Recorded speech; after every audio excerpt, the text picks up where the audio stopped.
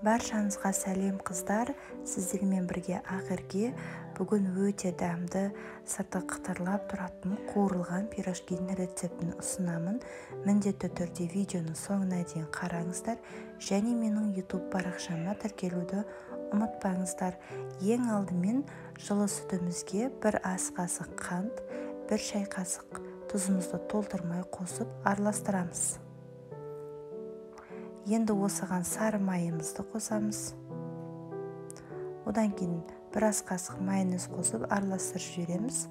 Одан кейін ашытқымызды салып, тағы да араластырып, үстінен ұнымызды електен өткізіп, осылай аз-аздан қосып, бір рет араластырып, ұнымызды тағы да қосып, солай қамыр илеуіміз керек. Ұнды бірден көп қосып жіберуге де болмайды.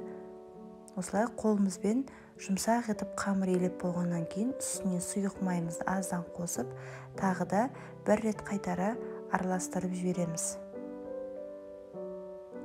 Егер қамырының қатты майлы болғанын қаламасаңыздар, қыздар, сары майды ерітудің қажеті жоқ, тек майонездің өзін ғана қосып илесеңіздер болады. Және дәл осы рецептпен, қыздар, пирожкиді духовкада пісірсеңіздер де өте дәмді болып шығады.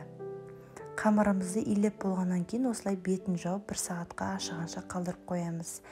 Енді 1 сағат өткеннен кейін мінекей қамырымыз дайын болды, әдемі болып ашыды. Осыны қамырымызды өзімізге ұнағандай етіп кесіп шығамыз. Үлкен қылып кесем десеңіздер де, немесе кішілеу етіп істесеңіздер де болады. Қалауларыңызша. Қамырымыз демалғанша енді картошкамызды суда қайнатып алдым. Осыған 1 пиязды қуырып жіберіп үстіне салдым. Және де дәміне қарай қызыл бұрыш, қара бұрыш, тұз салып араластырамыз. Салмасы мінекей дайын болды. Енді қамырымыз мінекей демалып болды. Әдемі болып созылып тұр. Енді осыған ұн себудің қажеті жоқ.